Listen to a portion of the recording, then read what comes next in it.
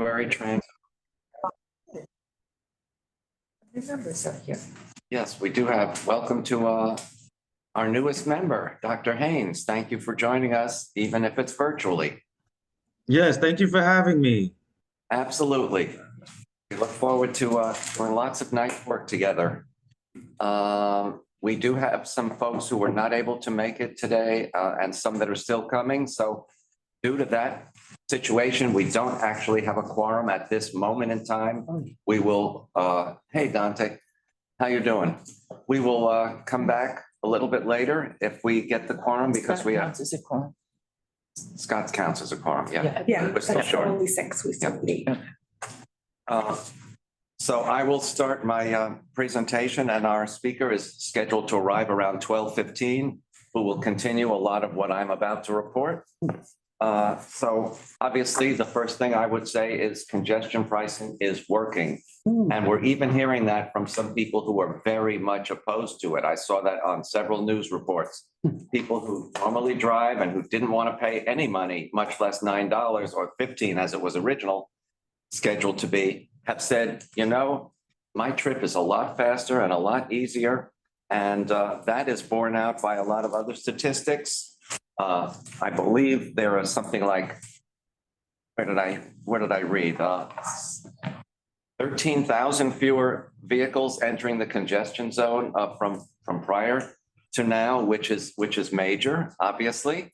And if you listen to the traffic reports, you hear that the Lincoln and Holland tunnels have minor delays and the East River bridges are much more smooth sailing, and express buses that are coming through the Battery Tunnel and other tunnels and even from New Jersey are making much better time. That's not entirely accurate. Well, that's what most of the statistics are saying, Scott. I get to work about 6 minutes later now because there's traffic on the SIE and the Gowanus, which people are driving through Brooklyn and Staten Island, finding spots to park and take in mass transit. So my bus is slow to the Battery Tunnel. When we get to the Battery Tunnel, we fly through in about 3 minutes. Yeah. That is. But to get there, Yeah. it's about the same amount of time. Scott, I think that majority of what's bus, I think they're doing an average, and I think majority of what they were looking at was really New Jersey. Because okay. buses that are coming through the tunnels are. But I'm in Staten Island, not New Jersey. They made a point No, of some from- Brooklyn Express from- buses that use the Battery Tunnel though. Right, from Staten Island and from Staten Island coming, that go through New Jersey. Airlines that go through. They go, the ones that go from Staten Island, that go through New Jersey, that come No, I into, take the Lincoln. 2 that takes the Staten Island Expressway to the Gowanus. yeah, And it's basically almost just as crowded because everybody's come from New Jersey to park in Staten Island or Brooklyn to get mass transit. So there's 13,000 fewer vehicles, but from the South Shore of Staten Island, we're not making any better time. did you ever think that you'd hear the day when people drive to Staten Island to take transit? Yeah. And it's no better. The other point for the guests, pick up on Scott's point is, are we seeing congestion in other areas around the city where people are trying to avoid the congestion zone? That is a question for our. Yeah, Yes. Uber Yes. drivers and others are saying that the Brooklyn Queens Expressway It's a night. in Brooklyn is now unbearable. It's been unbearable. Similar to what's been unbearable. not the portion from the bridge to the Battery Tunnel, but the portion north Sure. towards Queens. So we're seeing maybe residual effects in other areas. How are they monitoring that? Is the question is. Let me continue. Marisol, I'm Oh, sorry, Karen, you have your hand Karen's raised. hand is up. Okay. Karen's hand is raised, And she's. but you're muted.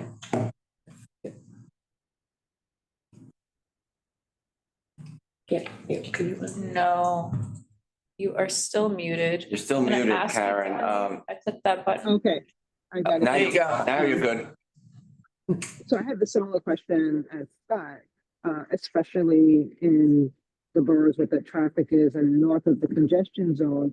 But the other question was about the the bridge, Queensbridge, where people were saying they can't go back on the bridge because the entrance is in the congestion zone.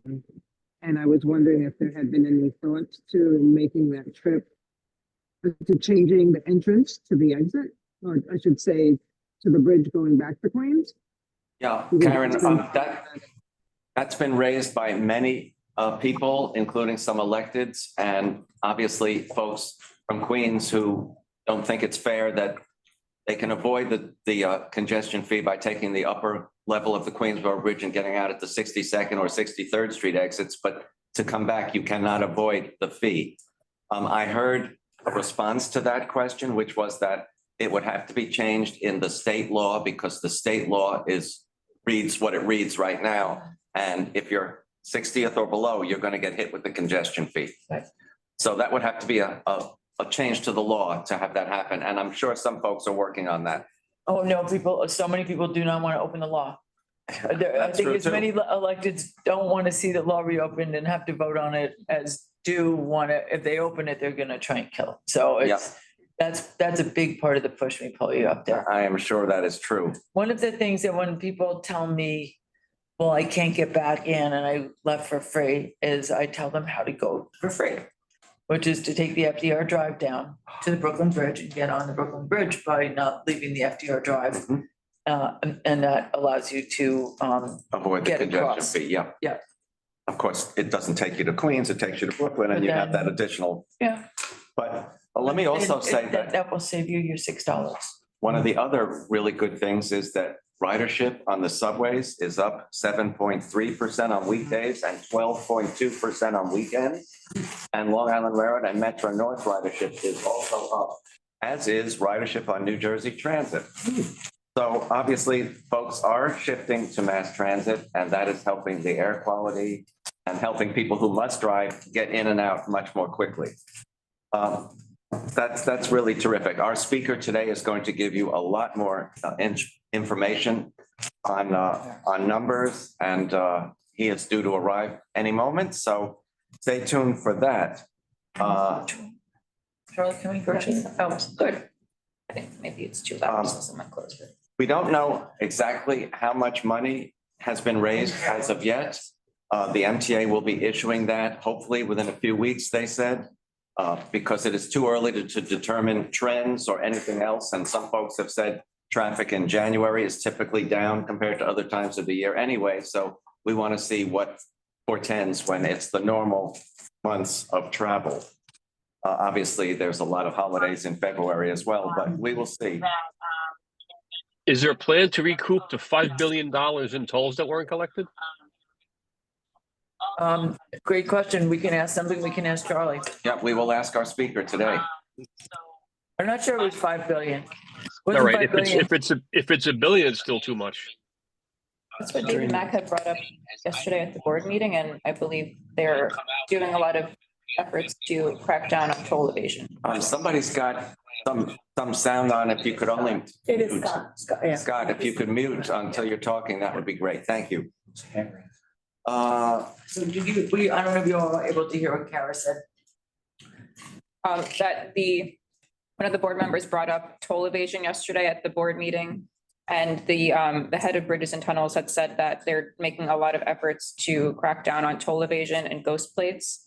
So I believe that that's getting slightly better, and they're working to, they have some task forces with the city and other regional partners to help improve that. They're aggressively pursuing that at the tunnels. Oh, yeah. Yeah, they did it at the, Jess had one of those, right? Oh, yeah, it took me 40 minutes to get through the tunnel. Yeah, right. But did it at the battery tunnel the other day, and they've got a lot of terrific indictments, and there will be some seizing of vehicles because some people had criminal records and weapons on board. So there's a whole lot of great reasons to make sure there's no ghost plates. Yep. And I asked President Sheridan of Bridges and Tunnels yesterday, if a vehicle is seized, or if someone has 4 transgressions with ghost plates and there's a 5th that's allowed, I think, and then your vehicle gets seized or something, does Bridges and Tunnels get notified with what happens to that vehicle? And she said, yes, we're supposed to be notified. So they will know what happens to vehicles that have so many transgressions, so many, trying to beat the system. And they're not just New York state plates, obviously. They're from all over the country. Well, they're from the country. Well, yeah, yeah. Yeah, so I actually spoke to a friend today whose family member works as a sheriff in Suffolk County and asked if they were doing similar exercises. And looking, those plate stings with other Say entities. that real fast. I can't even say it one time slow. In Suffolk County, and they said that they are that sheriffs aren't involved in that in Suffolk, but if they do see things like that at the end of their shifts, they can become engaged. But he's gonna follow up to see if they do, because it doesn't help if only the city is engaged. And people who are coming from outside the city and park or skate or fly for free. And by the way, I double checked this with President Sheridan yesterday, but I was correct. The gantries at the congestion border at 60th Street, river to river, they have been active, not taking money, but since June, they have been active and reporting ghost plates or plates that are covered and everything. So those folks, those plates were being traced. So those gantries and those readers were doing work even before they started adding the $9 fees on. And So that's something that President Levine has been very interested in. yes, very interested. we So have- our guest is here, terrific. Charlie Zen, who's manager of community engagement on congestion pricing, is here to give us a further update on everything that has happened in the last 3 weeks, I guess it is now, huh? Just about? Yeah, yes. So hi, everyone. Thank you for having me. I'm going to just quickly summarize our findings, a lot of which were gone through at the forward yesterday, more in depth. I think what's most beneficial to this crowd, since you all know quite a bit, you all done your homework, is maybe opening up for a Q&A and just getting some chance for you all to ask some questions. Very Southern, huh? A guided Q&A. Yes. So, Yeah, it did. but I'm happy to talk through some items here, but we can go ahead and get to the next slide. The key takeaways here: vehicle entries into the congestion relief zone are down compared to previous years. During the board meeting yesterday, we went over data comparing entry data over 3 years, the last 3 years. So we are seeing positive results. We are below the average entries across all those 3 years for January. Of course, January is a slower month for vehicle entries. January is a slower month for driving in general. I'm sure all of you know about traffic patterns. They usually are slower on Sundays and then ramp up over the course of the week. But compared to all of that over the last 3 years, we are seeing fewer entries, which is really exciting. And that means trip times are faster within the zone, coming into the zone. All of our major river crossings, we're seeing improved travel times. And not only travel times on those crossings, but there is an upstream effect. So when we consider all of the roadways leading up to your river crossings, think of Flatbush Avenue for the Manhattan Bridge, think of the LIE, we're also seeing time savings there, which translates to additional speed increases and time savings for our drivers and also for our bus riders. Travel times within the zone are by and large even better than last January. We're seeing positive results, especially on our east-west streets like Canal Street. Up and down on our avenues north to south travel, there's some more mixed results, but overall still positive. And even on the excluded roadways, again, the FDR Drive, West Side Highway, and West Street connections to the Chillicothe Tunnel, we're seeing positive results there for improved travel times, faster speeds, fewer vehicles entering the zone. Looking ahead, next slide, please. Thank you. What does this mean for transit? So we are seeing improved bus speeds across all of them. Yesterday, Chris Pangolian went over 4 selected buses that are representative of using our river crossings into the zone. We're seeing improvements across all of them. We're also seeing improved ridership on express buses in particular, with larger jumps on the weekends. So this is an improvement for discretionary travel, for folks who aren't necessarily having to commute in for work, but are choosing to do so and choosing transit for that option. So that's really, really exciting. Our subway ridership is up, but again, as we mentioned previously in our first look ahead after that week and also at board, subway riders, that denominator is so large. So when you add even a couple 100,000, it's still harder to see in the larger percentages. But we're seeing improved ridership there, as well as on the LIRR and Metro North. We're seeing particularly LIRR stations, there are specific stations where we see higher ridership. But just overall improved ridership, it's clear that people are taking transit as a result of congestion pricing. And I'm sure you all have heard yesterday, we've seen some anecdotal data, and also we're seeing on our side, we have buses that are staying idling at stops in order to make sure they are aligned with the schedules, because that's how fast the speeds are within the zone. So that means we need to reevaluate what our options are there. And so New York City Transit is looking at how they can potentially adjust service so they're aligned with our new conditions. Just buses, local buses, particularly within the congestion relief zone. But this is really exciting overall. So we're seeing more people on transit. We have the capacity to absorb these riders. We're still at below pre-COVID levels. But this is a really exciting shift for us, not only in terms of vehicle ridership, but in terms of vehicle entries, but also with transit ridership. Next slide. Some additional updates here that we went over also yesterday. What we're seeing is we have drivers who are adjusting their travel times in order to avoid the peak toll. So we're seeing more drivers enter pre-5 a.m. So there's a spike before 5 a.m. and also entering after 9 p.m. And so what this means is we're seeing people spread out their travel times. So we're reducing congestion across the board by taking those drivers who would normally come in during that peak period and dispersing them more evenly across the board.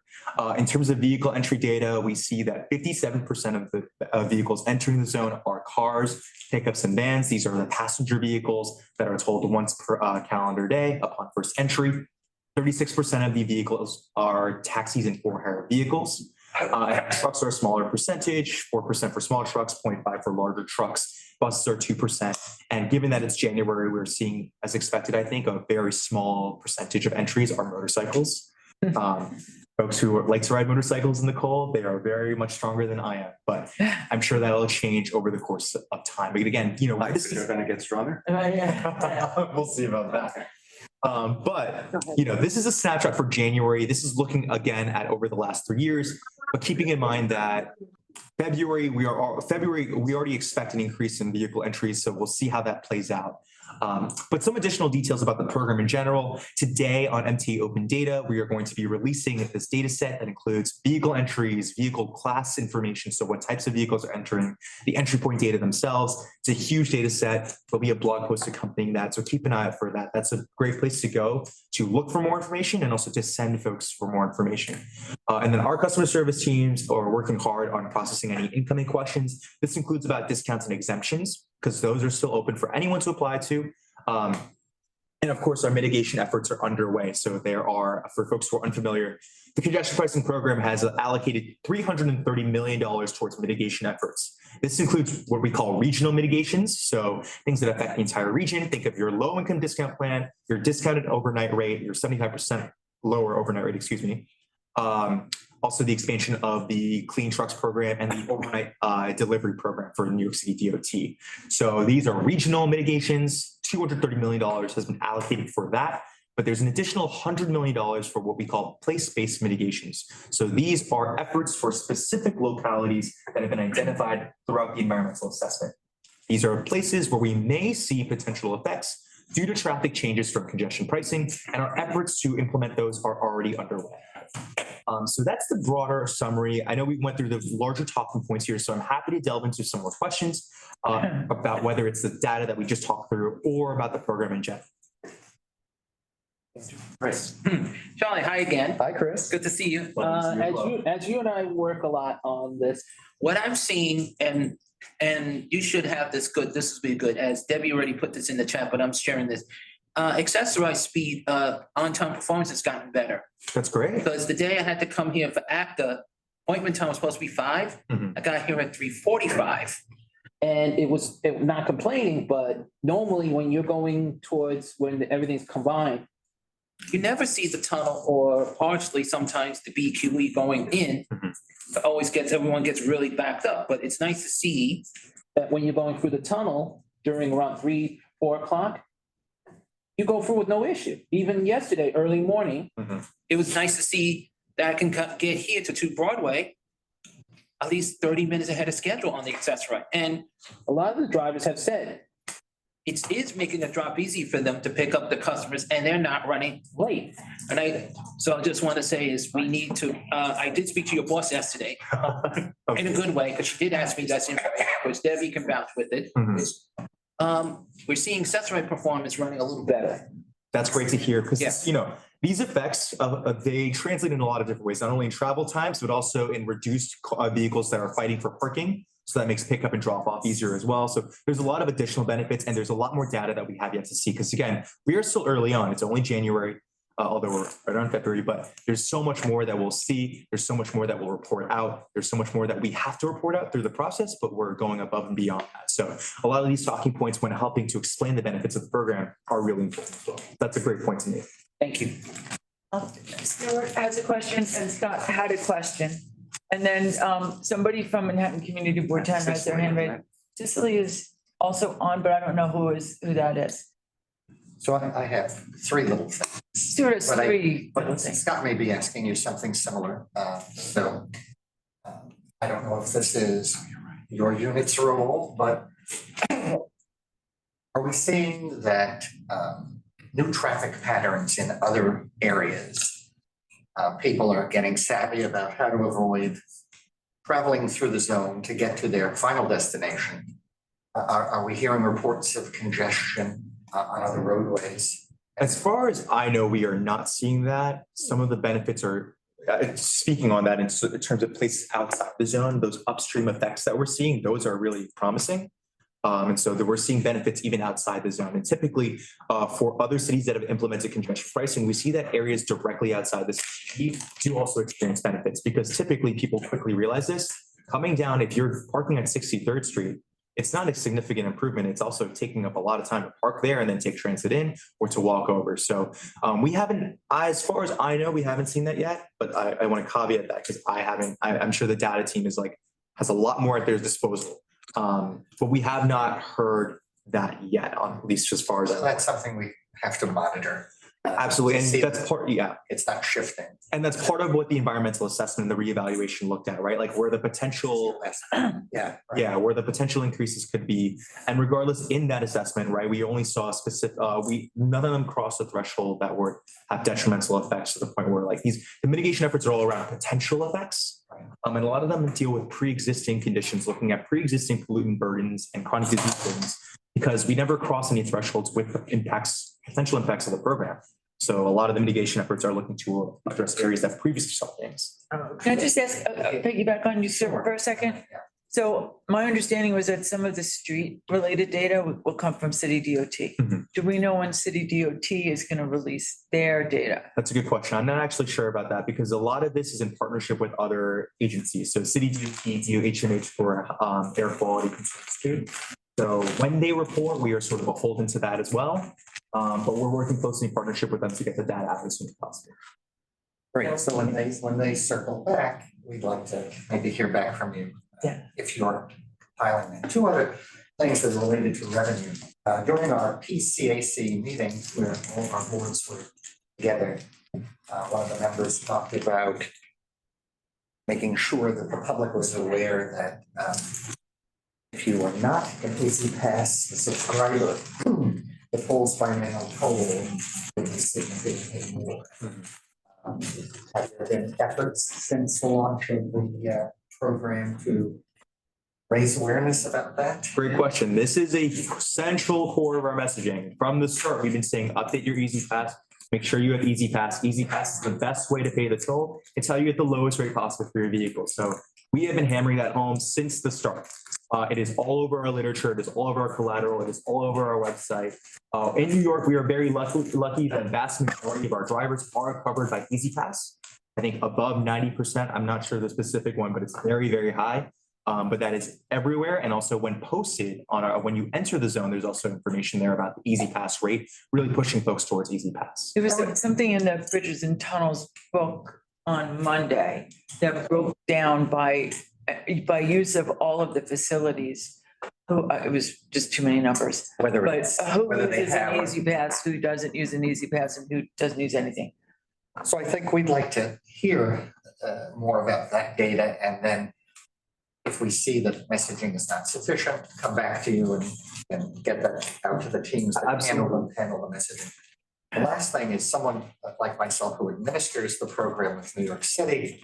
There have been issues and there have been emails from EasyPass about improper toll charges. And I'd like you to clarify that internally. As I understand the law, you're only supposed to be charged once per day when traveling through the zone. Right. And at a particular rate. Mhm. Because in New York City government, we have classes of vehicles, some of which are exempt and some are not exempt. Mhm. So the city has been having discussions with the authority. And I just want to hear what you know about how consumers, not just city agencies, but how, EasyPass subscribers and others are being messaged about improper toll charges and how you're reconciling that. And who do you reach out to? Yeah, right. Sure. Okay, sorry. Okay. So I want to make sure I get your, like, what happens for folks who are told when they believe that it's an improper charge? Improper charge, improper class, right? And why is that occurring? Because there's a delay and a lag for when the readers are reading the plates and the computer program is supposed to reconcile whether someone entered the zone more than once in one day and eliminate that other charge because you're only charged once. And then if it's the wrong class, how is the program reconciling it? So, okay. And then Lisa's point about how we messaging consumers how to redress their improper charges. So the way the tolling works, it looks at the license plate and the EasyPass information. That's how it decides the toll rate to charge. So if there is some discrepancy there, whether the EasyPass is not tied to the license plate, that may account for a higher rate, the tolls and mail bill, instead of the EasyPass rate. In terms of the vehicle class, I believe that's part of your EasyPass registration and the license plate, right? Like that's all part of the process there. So it's not like the camera looks at a vehicle and says, that looks like a truck. Let's give it a truck rate, right? That is tied to the information that you use the toll. So that may be a problem either on the vehicle owner's end in terms of the registration. It may be that the plates have shifted. It may be a variety of reasons there.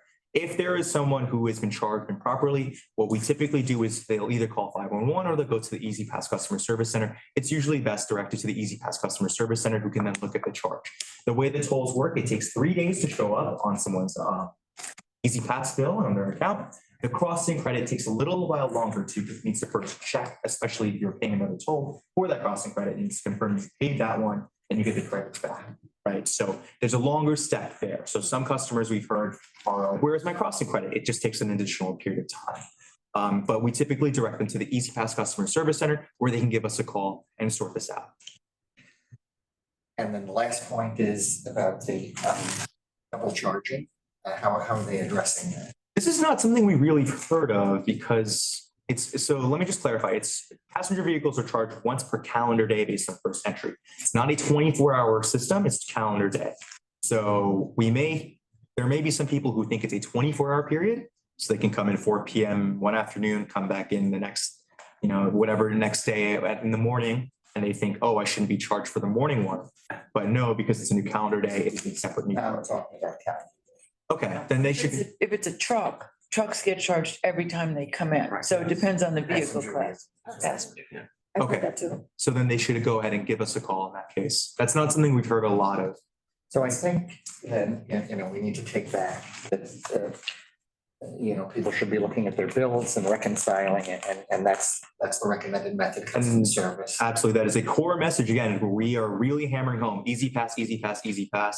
Check your EasyPass, update your EasyPass. It's part of building that EasyPass hygiene. And have we, and I'm going to let others go, just the last point. So have we looked at or spoken with the customer service center to see what, because it's an independent contractor that you have doing this.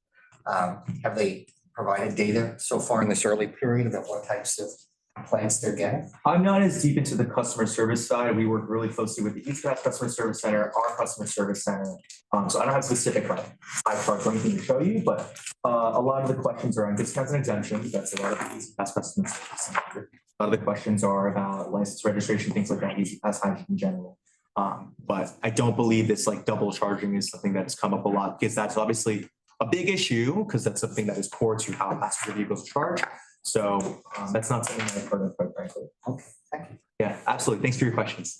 This completes the Stuart Goldstein portion.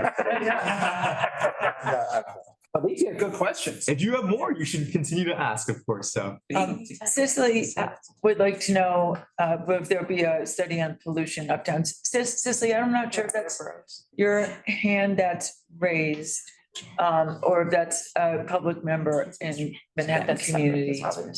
Yeah, all right.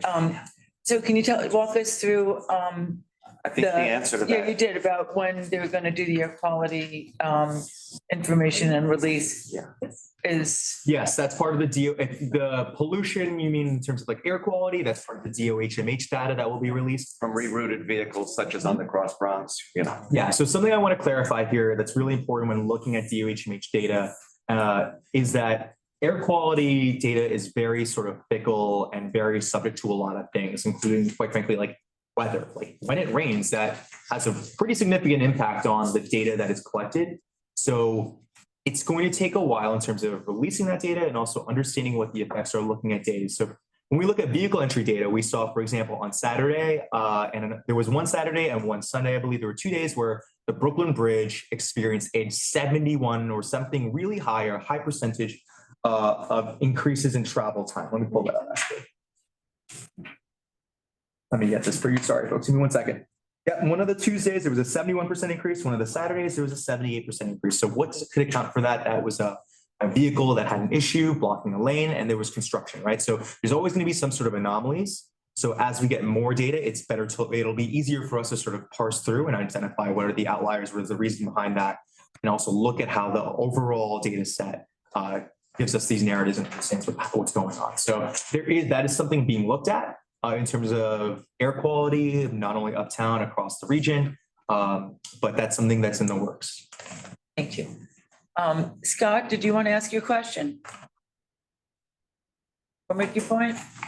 I'm sorry, which question? Say it again. I zoned out for a second. Sorry, about the Staten Island Express bus travel times? Heavier traffic. Yeah, the times are basically the same getting in. The Staten Island Expressway and Gowanus traffic is kind of heavy because all the people are trying to jump off in Staten Island and Brooklyn to get mass transit to the city. So basically, traffic's kind of similar. So you get to the Battery Tunnel, then you fly right through. You notice any different traffic patterns, like increased on the BQE or The BQ, Staten Island into? But that was the question Stuart had about the BQE from Brooklyn into Queens also. Because I'm hearing that also too, increased traffic downtown Brooklyn, like. interesting. Well, that was obviously that was all part of the environmental assessment.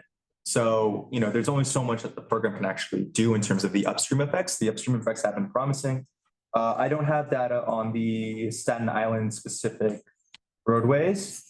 I don't have data on that, unfortunately. So that's the major road at Staten Island, that's a state road, right?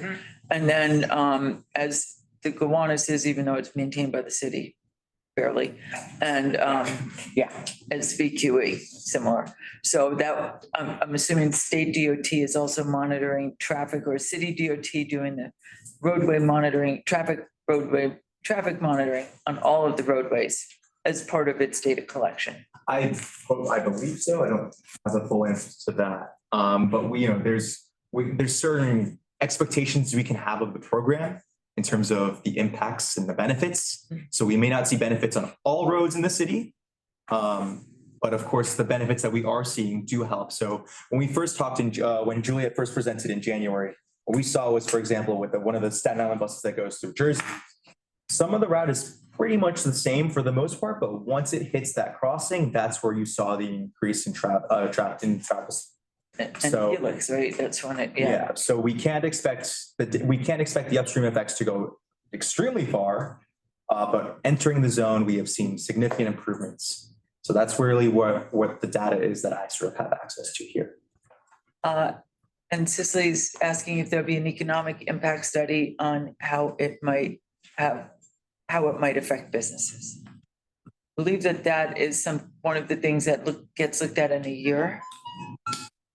Yeah, we are really happy to have the support of business groups like Partnership for New York City, Redney, Building Congress. I think a lot of people understand that drivers who are going through the central business district aren't necessarily the ones who are supporting the economic activity the most of the region. But for the most part, it's something that we can look at in partnership with other agencies. That's not something that's not like data that we readily have at the MTA. But for the most part, as part of the assessment, it's been promising, and we'll see what it says. Something to keep in mind too that's really important when we talk about deliveries and trucks. This is a question that came up at the board. We already pay a premium, whether we realize it or not. The prices that we pay bake into account the cost that businesses have to pay for their vehicles idling in traffic, looking for parking, double parked, potentially getting tickets. That's all baked into the cost that we currently experience. And so when we shift deliveries to overnight through not only the lowered overnight toll, but also through programs through the city, the Department of Transportation, like the overnight delivery program or the Clean Trucks program, helps incentivize more efficient deliveries. That's something that we may see savings of from businesses. So we are seeing from the business community, larger organizations, there's excitement for the program. We'll see the future effects looking forward, just because, again, it is really early on, right? And it's also January. So it's really hard to draw a lot of these conclusions early on, aside from what we've been able to look at across 3 years with the data that we have from Transcom. So a lot of these like economic indicators might come later. And with less congestion, trucks are able to make more efficient deliveries and better usage of the vehicle. Exactly. That's something that John McCarthy alluded to yesterday, how if you have a truck making deliveries that are, it's not really, it's like half full, they might want to consider, instead of doing 2 deliveries, doing 1. And part of the environmental assessment was looking at, and part of the toll structure examination was looking at how are trucks making deliveries? What are their trips like?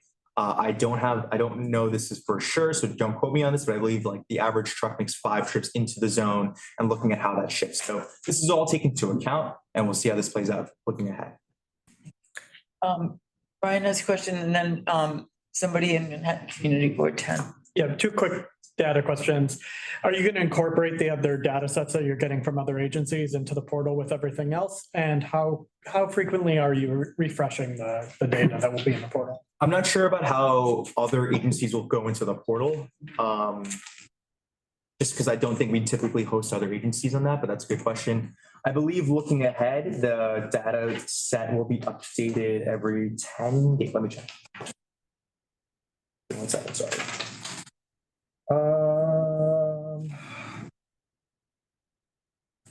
Not 10 days, sorry, that was 10 minutes. So we have data up to by the 10 minutes, but in terms of the release of the data, I believe it's month. I'm going to just get back to you on this. Oh, okay. Give me 1 second. Open data tomorrow and then weekly thereafter. Weekly. Yes, weekly. And then MTA open data has its own, like some ridership data gets updated at its own pace. Gotcha. Yeah, there's some delay for some of them. And of course, we're still waiting on some preliminary TLC data that it gets remitted to us. There's 30 days after. So there's a period of time before we'll actually see all of that data coming too. I heard that it's looking really good. I hope so. I know, I heard it's looking really good, and that the drivers, that the yellows really like it.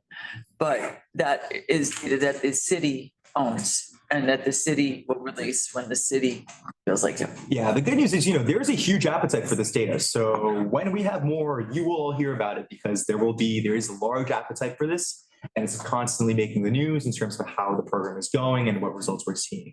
So we are really committed to transparency, not only through open data, but also because everyone wants to know. So Yeah, right. Manhattan Community Board 10. Yes, raised hand. No, Manhattan Community Board 10 has entered the building. Mr. X is. Okay, Mr. X. You can unmute yourself. If you're still there.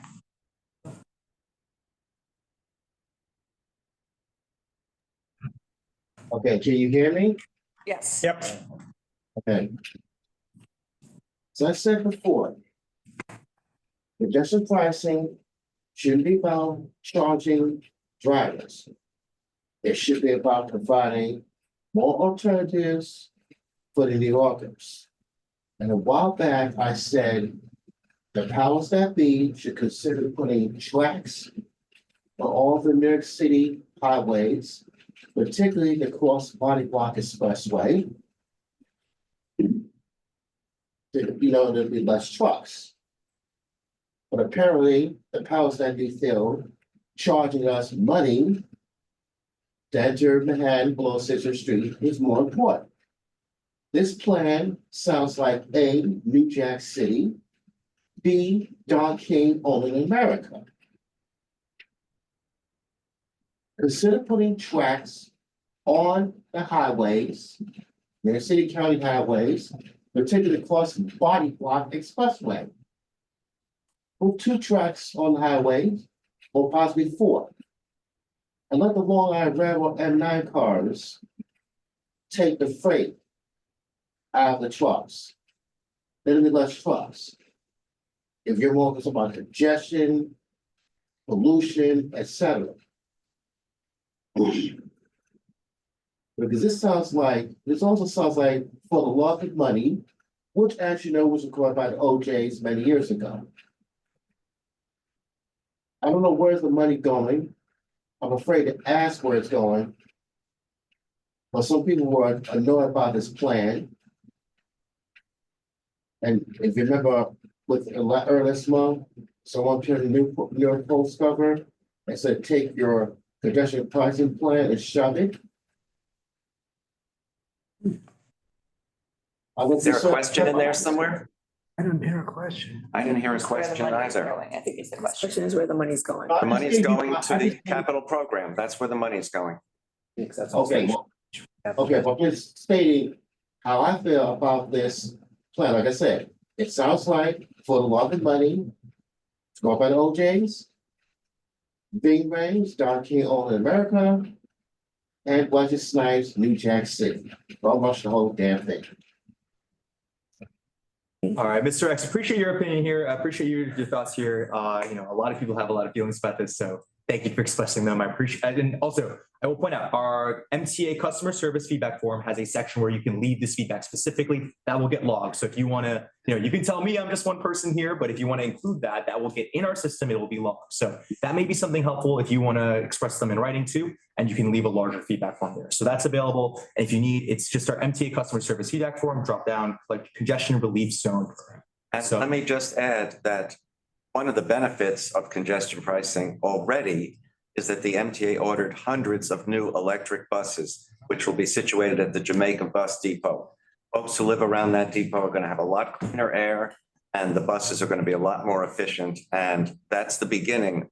Other things that this money is going to bring in is hundreds of new subway cars, new Metro North and new Long Island Railroad cars, CBTC on the Fulton Street, and all the way out to Lefferts, actually on the A and C, and also eventually completion of CBTC on 6th Avenue, B, D, F, and M, so that if you ride an F train from either the Culver line in Brooklyn or Queens Boulevard, it will be able to continue on CBTC all the way down the line. We're also continuing with the 2nd Avenue construction up to 125th Street. And there is word that the IBX is set to move forward, hopefully. We're waiting for the capital program. Not through these funds. Not through these funds, but we're waiting for the next capital plan for Yes. that as well. So a lot of good stuff coming. Absolutely. I'll add to that. Thank you so much, Andrew. 2 billion goes for 20+ station accessibility improvements. Absolutely. 5 billion goes for state of good repair. That's really critical. And that 5 billion state of good repair is really important because it also prevents more costly projects that come further down the line. So this is not only improving our current state and our system, but also preventing more costly impacts further down the line. It's really important. And after that State Street power failure, there's been an examination of other important power systems throughout all the boroughs. And there are a lot of them that are in dire need of upgrades. So that's so important. Absolutely. I'll give some background here too. When we look ahead at our current 2025 to 2029 capital plan, power stations, substations, this is an important part of our state of good repair. Power failures are the worst impact on our system. It is the most impactful issue. When a power failure happens, we can have an impact of up to, I think, 34 train rides. So that is a huge rippling effect. It is a massive issue and a huge source of delay. So it's really important to tackle this through critical state of good repair projects. But Mr. X, going back to your question here, in terms of where this fund comes from, there are $15 billion that will be raised from the program. So from the funds, you bond it out, you raise $15 billion. That goes towards projects, some of which are already in the works, like purchasing new buses. That is in a lockbox only for these programs. So this is not money that can be used. It's not a piggy bank. This has to go to the projects that were identified in the 2020 to 2024 capital plan. So we already know where this money is going. We know exactly where it's going. As Andrew pointed out, originally, some of the signal upgrades for the AC lines were only going along the Fulton corridor. We actually, C&D incorporated the Liberty Ave line going up to Lefferts. So we're actually installing more miles of CBTC. The signal improvements on the ACBD F&M lines impact 1.5 million daily riders. So that's a huge, huge benefit for a lot of riders. And even if you don't live off those, you might get those transfers. You might see fewer rippling effects of any delays. This is really, really important stuff. So these benefits are massive. And while I take your suggestions on how we utilize other highways in stride, there's only so much that we as the MTA can do specifically with roadways that are not our own. But thank you for your comments. Thank you for your question. I hope that answers that. And CBTC is going to continue on the 8th Avenue line as well. Yes, Trudy, Since I do apologize for getting here late, but you're here. but I'm here, yes. Anyway, some people might not be. Could we talk more about how the funding for the Second Avenue subway? That's my neck of the woods. And there has been a lot of confusion, especially among the local people who are working on it, because it is my understanding, and then I'll tell you what else I've heard, but it is my understanding that it is just going to extend from 96th Street up to 125th Street and Lexington Avenue, where it could hook up with Metro North, but it is not going to go all the way across to the west side. Others have been saying, and I don't know, when you just mentioned, which is why I brought it up, is there a definitive answer on, depending on the funding, how much of the Second Avenue subway will be extended? I know the work is already starting on along Second Avenue, but it is going from 96th Street. From long ago, there are already some excavation and some tunnels that exist. They do have to be repaired or brought up to date. But if somebody could clarify exactly how this is going to help with the Second Avenue subway and where it is going to go. Great question. So I like to think of Second Avenue subway in terms of the construction. There are 3 phases. Phase 1 was up to 96th Street. That's complete. That's in your neighborhood. Congratulations. It's great, right? Listen, don't say, some of the people here know what I've been doing with this since God knows when. 1812, at least, before when there were stagecoaches on Second Avenue, yeah. Please go ahead. Yeah, so phase 2 is what is funded partially by congestion, right? So phase 2 takes it up to 125th Street. We will connect with the 4, 5, 6 there, right? So that's And phase Metro 2. North, Yes, And Metro North, that's. because it's going to be between Lexington and Park. So it's a great connection there. So that's phase 2. Now, as part of our capital plan, as part of our 20-year needs assessment, we looked at 2 options for we looked at actually multiple options for phase 3. So phase 3 can extend west, and there are multiple options for it to extend west. Ultimately, I think it decided it would continue running along 125th Street, or it could have extended south as part of the original Second Avenue subway plan to go all the way down, like Hanover Square, right? Like all the way down. Yeah. So phase 3 for the 2020 to 2025, 2025 to 2029 capital plan chose to extend it west. So it's all part of the Second Avenue subway project, but phase 2, which is partially funded by congestion pricing funds, looks to extend it to the 125th section. So that 96th to 125th, that's phase 2. Phase 3 is 125th out west. But nothing going downtown. No. And if you have, on the west side is what I'm doing. So Going downtown. wasn't there originally a downtown, I don't know, phase X, whatever. Yeah, exactly. Through Midtown. And then another phase was all the way down to the. Right, so that is not going to be, none of that That is not is not planned going to yet. be, let me You and I have talked about this already, so I just want to get it from the maven over here. The Maven answered already. Okay, so it is just going to go all the way west. It's going to go up to Lexington Avenue right now, and then more in the 25 to whenever, it will go Further further west. west. Yes, so what I think might be helpful is if you look up our 20-year needs assessment. Believe me, I've lived it. Great, I'm sure you have a lot of experience that I don't have, so I just want to just point you in the right direction in terms of where you can find more detail, because I can only provide you so much, obviously. So in terms of the answer to your question, of course, yes, it's going west, not downtown. But if you want to learn more about specifically why, and also all the factors that they looked at in terms of how they graded what the options are and why they chose a specific option, because even going west, there were multiple options.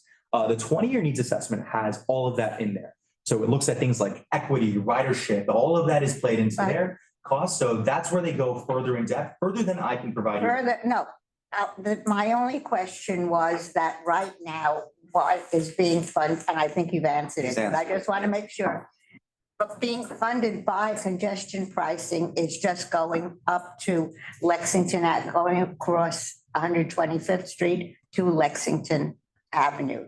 Well, that's congestion pricing. Although the layup tracks, I was told, will extend all the way to Lenox Avenue under Let's 125. not get, people don't even know from where. It will. Well, that's a big start to I go know, west. but Andrew, in terms of all the people who call me and nudge me like crazy, Well, you should even when teach I them can't- about layup tracks. I don't in layup tracks or laying down tracks or anything like that, believe me. It's just that it's going to connect, so I'm saying it one more time to make sure that this is what I will say, that the congestion pricing funding will bring the Second Avenue subway up to Lexington Avenue and 125th Street, which will enable it to connect to the 456, but also And Metro North. and Metro North. Period. Okay, thank you. Topic. Excellent. Carl, your hand is raised. Yes, a question. When they get those numbers for the congestion pricing, that I think they also need to take a look at the reduction in other toll revenues on the other bridges. For example, if people are starting to use mass transit, there's going to be a reduction in tolls on the Midtown Tunnel, on the Brooklyn Battery Tunnel, on the Verrazano Bridge, on the Lincoln Tunnel, which is New Jersey. So all those, so that's going to be sort of like an offset. So even though you're bringing in revenue on the congestion pricing, there's going to be some type of reduction, and that reduction is going to eventually affect the state budget. So I just want to bring that. I think that Yeah, also that's been offset raised has to be looked before. at. Yeah, Keep in okay, mind I that wasn't that sure. also reflects additional ridership on the MTA though. So there's Yes. that increased revenue as well. Okay, well, I just Thank thought you. I'd bring that up. Thank you, Carl. That's a good point. Good math. Andrew, maybe the last one? Go ahead, Chris. Last one. Yeah, Charlie, as you know, we're coming into with a lot of good congestion pricing. Just to say is if we do work on some outreaching, like I know you mentioned already with Trudy, but what some of these newsletters, if we can see because I know congestion price does do newsletters, can you share to let them know that we also need some updates on the percentage of how Accessoride is doing, how is buses, subways, and in the future, we can also try to do, and I agree with Stuart saying, Scott, can we do some studies, what's been going on outside of the congestion pricing, like So what, can I outside the congestion pricing zone. I was waiting for you to say that. Thank you. Okay. That's why you only work with me, teamwork. Zone. No, that's why I said teamwork. Teamwork, that's why it always helps me. with I'll that. supply you with missing words. Thank you. That's what it's there for. Not easy with Bell palsy. $9. No, I was gonna charge him a quarter. Only once a day. Yes. One missing word That's a a day. good- But if something we can work on, Charlie, and since you know me as actor, I can always help you out with the outreach part. Absolutely. Look, as we get more data and we get more of an understanding of what is happening, that's something that everyone wants to know. That's something that we are ready to share. Even if it's not necessarily the best narrative, for example, it's important to be transparent and clear about what's happening. It just so happens that this is going very well. We're reducing vehicle entries and traffic as intended. We're seeing positive results. But your point about Accessoride and not just like New York City Transit, of course, Long Island Railroad, Metro North, so much more about that and the impacts we'll definitely share as we go. And if you could bring some of that information to the public hearing this coming Tuesday, I think that will, like some literatures. if we have. We'll see what we have available. If you have. We'll see what we have available. Yes, Tuesday, exactly. what's our- Thank you. Thank you so much. All right, thank you all for having me. Thank Really you, Charlie. appreciate Thank you it. very much. You all too. Thank you for your great questions. And of course, you're in such good hands with the PCAC team. Thank you, Charlie. Thanks, everyone. Thanks. Kara, do we now have a quorum? Yes, I'm a quorum, right? yes. Yes, you are. That's why I called you. Somebody else also came, so that's great. Charlie was already here. Before we go on, I point of personal privilege, I just would like to thank all of you, and you know who you are, who sent me condolence notes, phone calls, texts, and everything else. It really was appreciated to know that you were thinking of me and your comments about Peter, which really meant a lot to me also. So I just want to thank. And here's something else. Trudy, we're gonna give it to you later, but since you said something now, I'll just give you a card. So, our TRC. Another card. No, it's been wonderful the way people have done it, but the people, my folks, I really wanted to just thank all of you. That's one of the reasons I schlepped in here today, because now my doctor is finally saying, okay, Trudy, now we got to take care of you and your all of my various ailments, which I really wasn't Thank thinking you. about it, but again, just my gratitude is just thank you. Thank you seems and not enough of a word, but it's heartfelt We and appreciate it. means a lot. Appreciate it, yes. Thank you so much. Now that we do have a quorum present, we need to approve today's agenda. Make a motion to approve.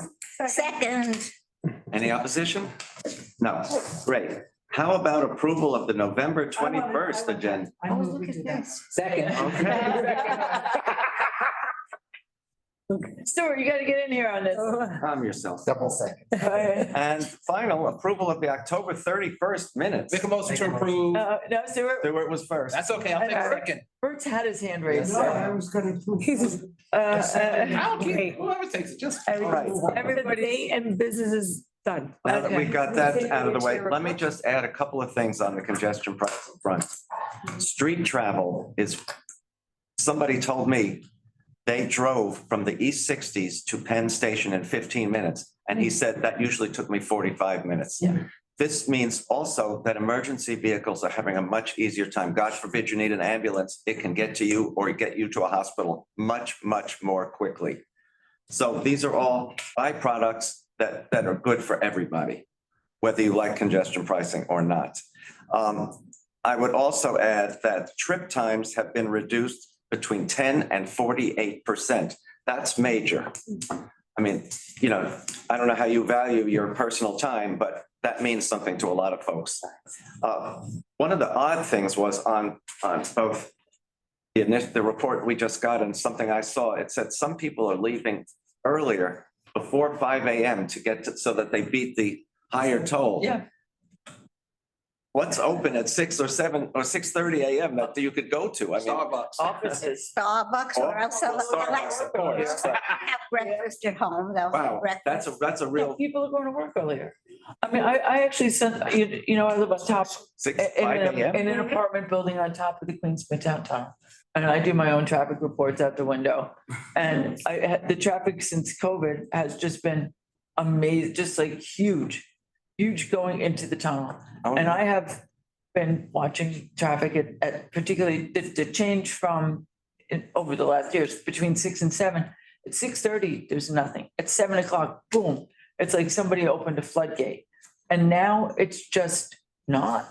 There's Midtown Tunnel already had its flood. I know. What I'm seeing is more buses and more vehicles going through the HOV lanes and less single occupancy vehicles. There are times when it gets more crowded going, in the single lanes, but it's definitely anecdotally a different kind of travel pattern. I am not getting up at 4:30 to look, except the days we're going to Albany, to look out the windows to People might think that's a little weird. Yeah. They can't see me. I'm But what- hidden behind the billboard. To double what you're saying, or to for surely equate what you're saying, I was on a Long Island Railroad train recently, and when I went over the Long Island Expressway, which it does in the middle of Queens, traffic was so much less than I was normally used to seeing at a certain time of day. I was amazed. So if you have to drive, you're getting to your origin and destination more quickly. Yes, it's costing you a little something, but your time is worth something as well, as is your air quality. And is making public transit better, because that's the economic engine that moves the city, which is the economic engine that moves the state. I don't want to be the naysayer, but again, I think we have to look how it shakes out. There are definitely benefits We have to to that see how it shakes area, out. but Yep. again, unintended consequences of traffic, the neighborhoods. And, when he talked about, our guest talked about, trucks and pricing and delivery of goods. You still have to keep in mind whether someone would defer in their mind going to that zone to make a purchase. If I wanted to go to, drive to Z-Bars and go through the zone, maybe I won't do that. I'm not schlepping it on the train, you know what I mean? So we have to. You can get to Zabars without I entering know the zone, I you know. can't, but I'm just using something off the top of my head, but. If you're. You use DoorDash. Bloomingdale's is more like I it. have them do, DoorDash and Instacart. but I think, the businesses, the local Chinatown community was very vocal about. Yeah. Tourists and other guests who would be driving to that destination. Wow, if you're prepared to drive to Chinatown, Yeah. good luck to you. I think actually that Chinatown has seen better, that the travel times, particularly on Canal Street, On have Canal improved Street, so they're much dramatically. lower. Right. And there's but more also foot somebody traffic. want to pay the Yeah. charge. Most Agreed. people I was just go gonna by say. mass transit to Chinatown. All I'm saying Yes. is, wrap it up, that we really should take a look at what the business community is saying once we start to see.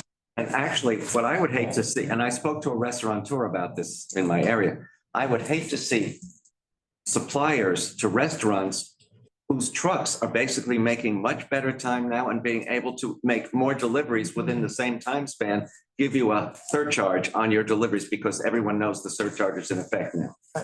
And Stuart, to your other issue about the pollution, there are barriers that are going up around the Cross Bronx Expressway to lessen the pollution there, as well as the planting of many more trees in that area.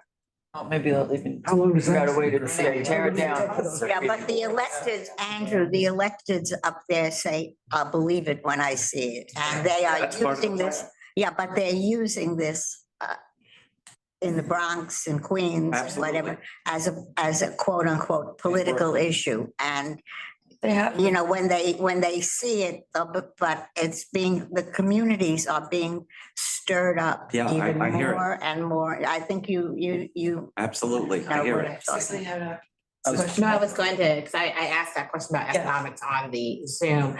And I do know, on my committee board, several people have been like, give us opportunities to kind of explore Westchester or White Plains, because if you're already uptown and you're driving, Yeah. you might just go the other direction and not come down.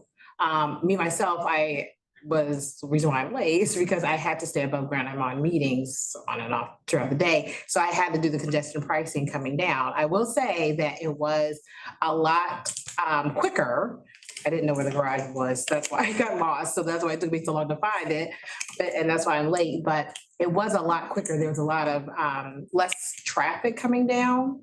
But as we're planning for the weekend, I can just say that a lot of restaurant week is going on. A lot of my friends that don't want to come down because they drive and they don't want to come to the city for restaurant week because our Come Below, it's one of our favorite restaurants, will not remain nameless, but we love the Italian food there because of the congestion pricing. So $275 after a certain time though, right? Weekends, Oh, all day Saturday? all day weekends. No, No, it's not. it's It's 9 to 9. after 9. Yeah. Yeah. Subway. Yeah, nice, yeah. We're not doing that. we're not doing that hills, we're just not doing it. But, But if you split it 3 ways, it's. so we're trying to do that. It's a whole machination now of trying to figure out if I pick you up, you pick me up, and we'll come down together. So, I'm the one that lives in the city, so the rest of them are coming in. So it's just, a lot. So it is a conversation now. When people decide what they're doing. I had that conversation with with my doctor who lives in northern New Jersey.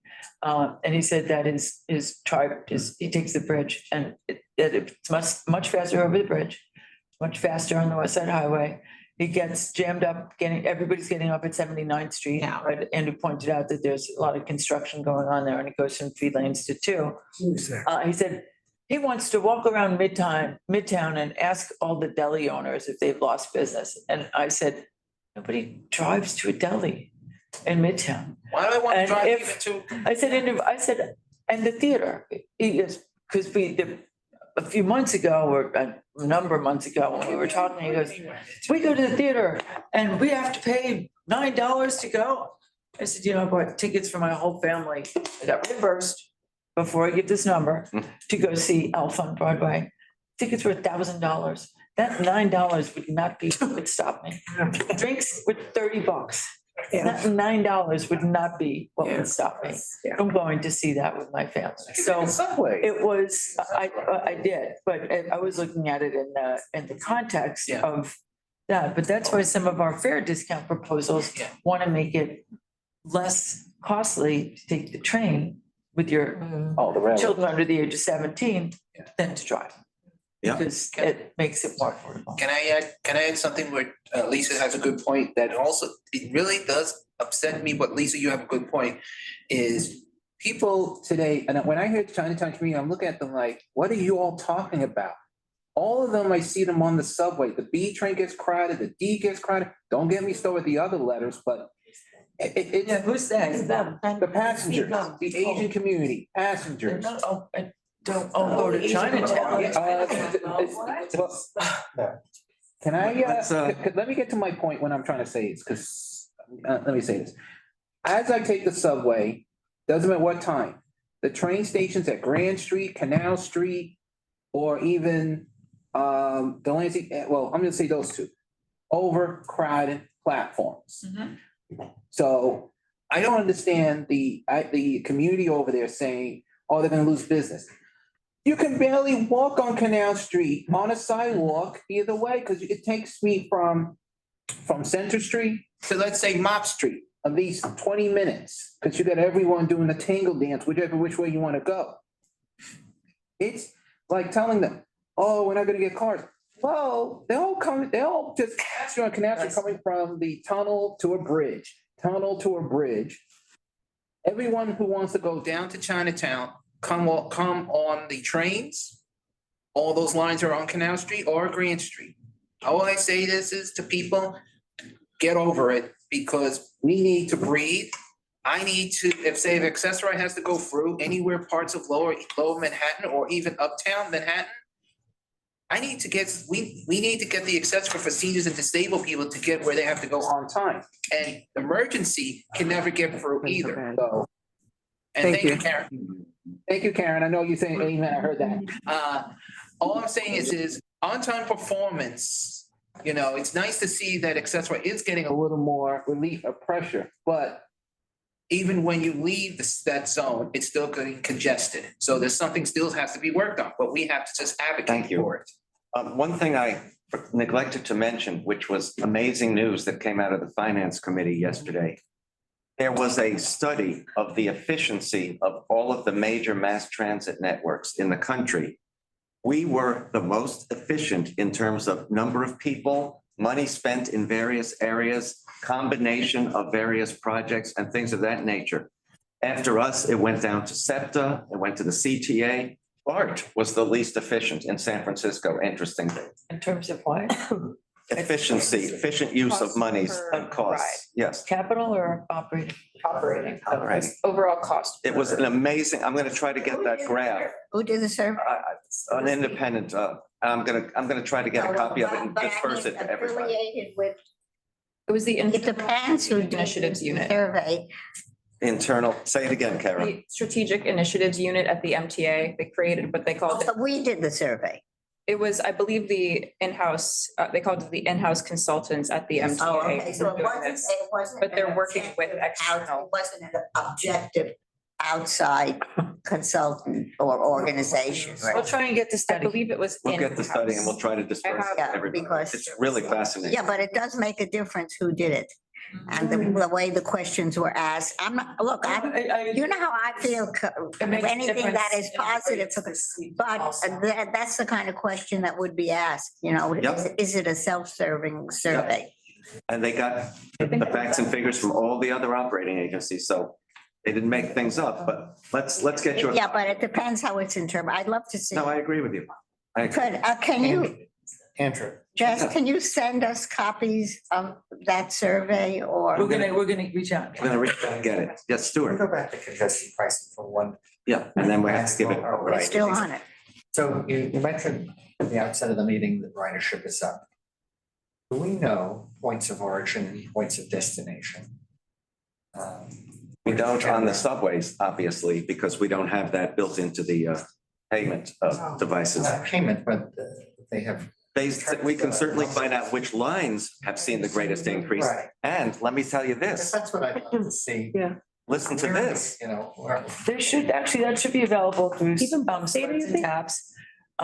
Maybe. Nobody pays on buses, but on, Express bus data, express right, bus yeah. data, that's what I meant. But on an express bus data and also on the railroads, I they have that. have seen increases on, particularly at some stations, right? I'm about to give them to you. Karen's gonna love On it. the Long Island Railroad, New Hyde Park, Douglaston, Garden City, Ronkonkoma, and Woodmere are seeing large increases. Douglaston being the one that can take advantage of city ticket, obviously. Yeah, that's Karen's neck of the woods. No, Douglaston is, It's north.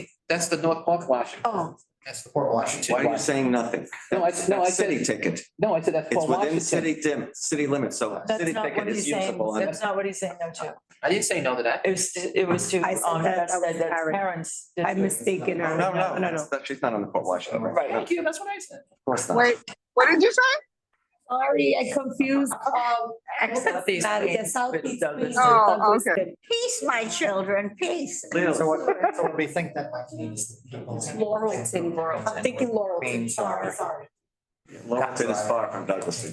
Thank you, Jessica. It's looking like there's. The other side of Evidence Queens is where we. Right, So so I'd like to see what subway. line. Douglaston, Yeah. North. I think that will be, probably show, in terms of ridership. I don't know if they have, Like if- what Charlie said was that, 100,000 riders is gonna make it, Right. not even a dent. But they're looking Not even a drop in the subsets. bucket. Or it could have Yeah, been, subset. it could have been the after holiday return to, It could have been. so we really don't know yet. Or the polar Yeah. vortex. But some of the PCAC's fare incentives that they are going to be selling to various electeds next week in At a Albany. discount. At a discount, yes, are really going to, they would bring so many more riders onto the system. It's amazing. So let me give it over to Lisa, who will then give it over to somebody else to talk about these initiatives, because they are amazing. Thank you. Take it away. No, so with the new year comes a new budget. The governor did her announce her state of the state. She knows this all very well. Did her state- Unfortunately, I Yes, know it too well. and announced her, released her executive budget. Now comes the tango where the Senate and the House get together. They have a budget hearing, which is next Thursday. But and PCAC staff will be going to Albany to testify. Actually, I'm going to testify on Thursday. PCAC staff is going to Albany to talk about our fare proposals that you're all familiar with, but I will ask whoever wants to take them away to re-describe them. Lisa, excuse me, who will you be testifying to? It's the joint committee. The joint committee? Okay. And to really, ramp up our rider first agenda. We'll also be, we've spoken to the governor's office as well, and have been reaching out extensively to Jack has been reaching out extensively, like a hammer, to elected in boroughs outside of Manhattan a lot. That's for you, Ken. To arrange meetings and phone calls. Some of them are not introductory, but reintroductory. We'll also be talking about our Right of Representation Act and about the capital program, which, as you know, the Capital Program Review Board declined to approve. So that means they said no. So essentially saying that there's a $33 billion hole. So until there's a funding source, no. Tara has been working diligently on trying to fill that hole. We gave her a giant shovel, and she has been working really hard to look at different funding source options. And this team is incredible in the amount of hard work that is going into looking at ways to promote fair incentives, to ensure that, and a lot of these fair incentives could be raised at the MTA board if our representatives could say, I would like to make a motion to propose these fair incentives, these fair proposals. But they can't because they don't have a vote. And so that's some of the points that we'll continue to make. And the work that we're doing on fair fares, that in conjunction with Community Service Society, I saw David the other day, and continue to express our appreciation. And he says a big thank you. Yeah, thank you. Brian has been involved in working with the council speaker's office on a regular basis. And in a letter that we sent to the governor's office that includes all of our fair proposals. So we have next week looking to, really supercharge the fair recommendations and do the budget proposals. And it's just a never-ending joy of Albany in winter for the next couple of months. Oh, it's lovely. I know, Jack thinks that I'm joking when we say we're getting him an apartment there, but. You're the one who's there all next week, so. Well, get him some snowshoes and some mucklucks also. That is Scott. That's what he needs more than anything. Big socks. Yeah. Who would like to talk about the fair proposal? How come they never transferred it to Orlando? Right, I know, trust me, I know. Because we don't want to give that much money to Florida, right? Who wants to talk? Do you want to talk about the capital? And then Brian or Jack, do you want to talk about the fair proposals? Yeah, I can talk about the fair. Okay, and then Brian, you want to? I'll fill in any gaps. Okay. Kara, talk about the capital program stuff. Yes, so we're gearing up to release a report in hopefully the next couple of days about the many options that Albany has to fill the $33 billion or slightly larger gap in the upcoming capital plan. So that's not the one that congestion pricing pays for. Our point is that there are many, many different options, different funding streams that exist, things like just adding a line item in the state budget or ending certain tax credits for companies, all sorts of different things. We're not necessarily coming out and endorsing any particular ones, but we're encouraging the legislature to follow our evaluation for whether options will have positive equity or climate benefits when taking into consideration what they're going to do to fund the capital plan. And we're also looking at we are also looking at, that's who's we. Is that the royal we? Yes, are looking at, no, I don't miss. We are also looking at the bondability of these different options.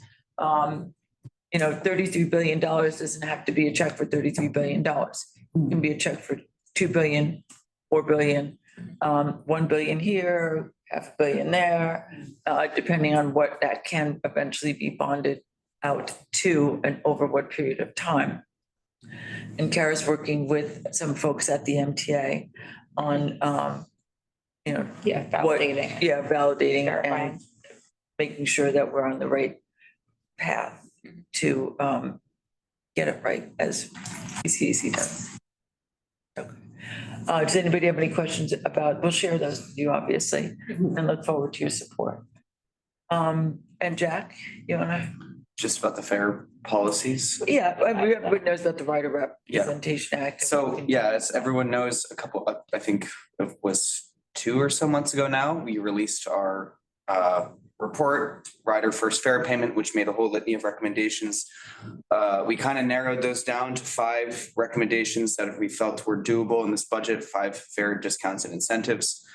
The first one is extending the senior, disabled and Medicare discount to the AM peak on the railroads. The second one was expanding family fare on the railroads to cover 12 to 17-year-olds. Right now, you can ride with your kid for $1, but only until they turn age 11, at which point they pay the full adult fare, which is pretty steep. Yeah. 11.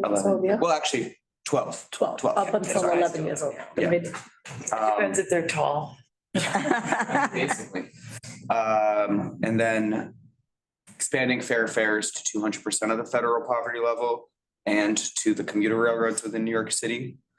And what am I missing? Oh, and of course, the city ticket weekly with a discounted or free transfer to New York City Transit. So kind of taking that same structure that existed before on the Atlantic ticket and broadening it to the whole. Yes, long overdue. Yeah, this is largely what was in the Fares Act that was in the Senate One House last year. And the 200% of the federal poverty level for fair fares piece was included in the Assembly one. Right. Yes, and we learned a lot from last year, garnered a lot of support last year, know who else we need to speak with this year. Marisol gonna hit you up there, and going to, really come out swinging nicely, swinging with flowers and roses, and PCAC pins, pick yours up. But to reinforce the point that this is about affordability and this is about ensuring that, particularly with congestion pricing and the biannual fare increase coming up, that people can afford to get where they're going. Brian? I was just gonna make that point, but yeah, that's exactly what, we've heard from legislators and the executive office that, it fits right in with the governor's affordability agenda. It dovetails really nicely and it's incredibly timely because of the other things that are happening. So, feel like we have a really good chance of getting it into the budget this year in one way, shape or form. And if not, we'll take it from there. With a plan B approach of possibly a standalone bill or something like that, if it comes to that. But we're bullish on it. We got a lot of support on our letter that we sent. 15 really well-respected ish community organizations, nonprofits, as well as 35 legislators. All signed on in a short amount of time. Yeah. So a good start for our advocacy in Albany this coming week and beyond. Took a little bit of prodding, but Well, people Jack signed is a up product. after the 3rd or 4th call. Yeah, Jack's, and we're gonna send that out to like this. Creative nudging. Right, yes. Or I used to be lobby, that's what I could. Well, it's obsessive nudging, right? Right. Creative. It's advocacy, not lobbying, right? And that is, if anybody has any questions for us, Sharon? Is the weekly pass still just that week or is it 7 days? 7 days. It is 7 days. It's going to be in the context of the Omni fare capping, as opposed to a weekly Metro card. So that would be the way, because it's all The day you digital start. now. What? The day you start is when it starts. Okay, because Yeah, having it just Monday to Friday made no sense anymore. Like mine just started today, so mine will end on Wednesday. I thought I lost my Metro card and I had to buy one. And I didn't know it was Thursday and I didn't know if I should wait until Friday or if I could go ahead. With the upcoming fare increase and the input of congestion pricing, these fare discounts this is the perfect time to put them into place, to get people on board, saying, you know what, I got a great deal now, I'm not going to drive, plus there's the additional $9 fee. Let me take mass transit, Or 6 if you come to a tunnel. or 6, yeah. But we are putting together a testimony for next Thursday. So if there are, there are a number of other proposals in the executive budget that we are supporting. There is one that would expand the automated camera enforcement to block the box enforcement, which is good, although honestly, in the last month, I've only seen one or two, even going right in Times Square, which I don't know why I do that on Saturdays. But it's gotten better. It would increase, there's other that would change penalty structures and enhance some of the penalties for assault of transit workers and expand the definition of transportation workers. There are some that change the legal structures that would allow for, under certain circumstances, barring people from train stations. What else did we write in support of?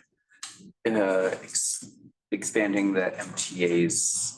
TIF. Oh, right, expanding some of the other programs that they have had in place for a few years. Yeah. Their incremental financing and their value. That's things that they use it, but we don't really hear about much. It's just things that have been in place for a while.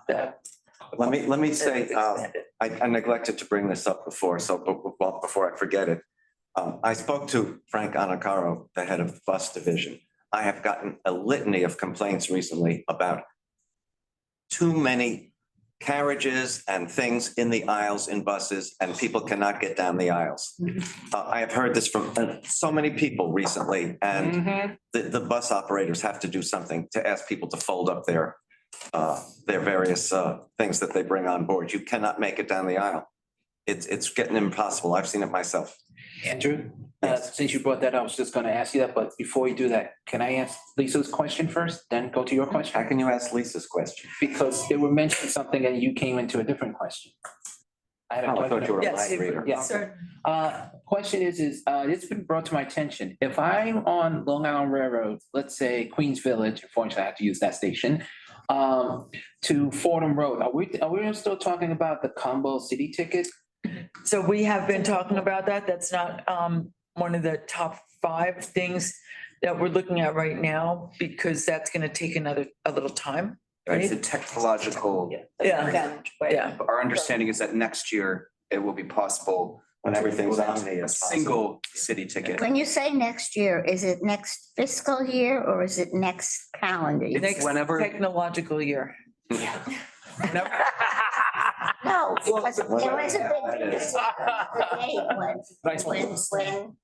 you know, whether it's January 1st or whether it's, Right. I forget The when. MTA's budget is January 1st. State's budget is April 1st. Yeah, and so that's what, when you keep on talking about next year, and it could be, In the context of when we would be pushing for it, it would be the next budget cycle, but it's really dependent on when they get the new ticket vending machines for the railroads. Because remember, they originally were going to do Omni and then they switched course. The new ticket machines will enable there to be a single city ticket, and that's in the larger report, and that's definitely. but we don't know when those new. They said next, I think this year. Oh, they said next year, so it's there next year. Right, so it's not in Omni years. It's in it's in equipment years. And Carl, your suggestion about adding a daily cap, how many times you can ride within a day? If you ride 12 times in a day, you've maxed your cap, so then you're ride free for the next 12 days. Exactly. Yeah, time-based transfer policy, that's something, we've actually talked about 3-legged transfers and 4-legged transfers for quite some time. And that's something that continues to be raised, particularly with the bus redesigns. And one of the points that Kate Contino, who's still on, brought up last time when she spoke with us, and will probably discuss with us, I don't know, next month during Queens Bus Network redesign update, was that that there are some considerations and some discussions about three-legged transfers or longer time extensions Yeah. for particularly long routes. Yeah, it's right now, it's 2 hours. When you said Queens bus update, I thought that was passed yesterday. It was. Oh, so you're just bringing us up to date on what was passed. Right, to give an update, because we saw it before it was finalized. Yeah, but it was, what they passed yesterday is like, that's it. I asked that question. There until can it's- still be changes, but it's getting initiated in June and September. Well, anyway, it was my understanding and from talking to some of the people involved, that was it. What was passed yesterday was not going to be changed, not going to be played with. I asked that specific question of Chris, who was in charge of ops planning, and I said, does this preclude making changes later if you discover something is not working right? And he says, absolutely not. We can change it again. But right now, Trudy, this is it. Yeah, So that's in what I 6 thought. months a year. What you're if- saying, if this is something it. needs to be changed, But right if now, your bus this is stop the got plan. moved from the bottom of a hill and the next bus stop is at the top of a hill. We saw that some of that happen with the Bronx redesign. There can be some adaptations, but not major changes. Like this route is gonna go to a different place, or it's gonna be lengthened or shortened. Or Unless it's really turns out to be problematic and. then that would be a mess. down the line thing. Yeah, that's a down the line. Yeah, thing. but not- Okay, not but an not, but what they, because it was the people that I spoke to. Yeah, Who said. they're done. that it was, That's it. that's it. They're all going on vacation. Yeah. Um, No, I'm kidding. to Andrew's question about the strollers and stuff. That wasn't a question, but Point, thank you. And I know Debbie has her hand up as well. I see that. Yeah, and the reason is it's been getting really ridiculous in Brooklyn as well, because half the times it's not just, well, I'll say this, it's not the stroller issue, it's more the shopping carts. And I'm not talking about small ones, I'm talking about big ones. Yeah. And I have put this in, and just so everyone know, yes, I have put it in complaints. I have at least 1,275 for this year. Don't ask me last year, I didn't up to that number yet. Yes, This year? January. You might want to dial it back a little, Chris. Yeah, you might want to. Unfortunately, well, I don't. 1,275? 30 in 1 month. I'm not joking. 1 month. You think they're gonna take it seriously with that kind of? Well, here's the thing. You guys told me there was a problem, put it in. So I did. Maybe bundle them? Maybe. Maybe not promising. maybe do one a week and write it all Actually, down. I only do it twice a week. But I lower the doses down, but anyway, the bottom line is it's not just on one route. It is like, actually, even Jessica knows, even the B3, the B1, B68, the 36. And there are times even the select buses, the 44 and the 46. It's like, I understand they have to go shopping and stuff, but at the same time, I only see like 3 or 4 drivers will say, you know, you have to move in, you cannot block the front. But the worst part is, and I'm not picking on the strollers a lot, but even, guys, I don't want to, what I'm trying to say is, there are strollers are right in front of the driver. Right, that's on local buses though. I And- don't see strollers on my express bus. I never said the express bus. I You said, said Jessica vouch for me. I said Jessica bounced me on the B3 bus. I didn't say I don't B3. take that bus, but Yeah. I've seen. Well, it's in the area. Yes. I didn't say where, I just said Avenue. As I was trying to say, is the bottom line is the issue is their strollers are right in front of the bus, and you know, half the times I'm saying to myself, praying that the bus is stopped short and we don't see a baby flying out. And it is funny, but it's also really upsetting to see that because. Thank you, Bert. Your mouth to God's ears, I agree. But it's, I have brought this up and we need to get this addressed. Sorry. Oh, I was gonna say, you put my spotlight. Let me take a shot. Chris, how are you going to address it? To tell I'm not- mothers to take their babies out of the carriages? That's not my job. That's, I've been told that I'm not allowed to get on a bus with my very full shopping cart, and I had to walk a mile. That's on me. Oh, well, I was only told that once and I said, so now I said, if you wanted me to unpack, we're gonna hold up this whole bus and then I'm reporting you. because there is nothing that says that you can't take a shopping cart.